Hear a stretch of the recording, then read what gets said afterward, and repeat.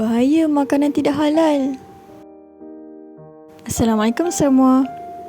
Pernah tak kita fikir setiap hari kita makan macam-macam, tapi pernah tak tanya, halal ke apa yang kita makan? Makanan yang tidak halal bukan sekadar tentang daging babi atau arak.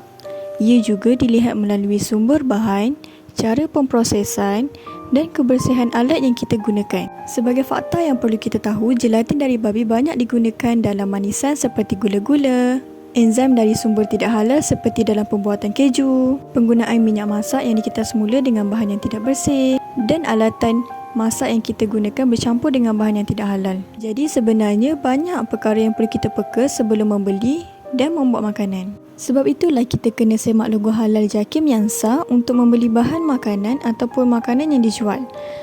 Elakkan juga beli produk yang tiada maklumat jelas yang buatkan kita rasa ragu-ragu untuk membeli, dan sentiasalah didik diri dan keluarga untuk sentiasa cakna dengan kualiti makanan. Termasuk juga barang yang kita pakai, contohnya kosmetik.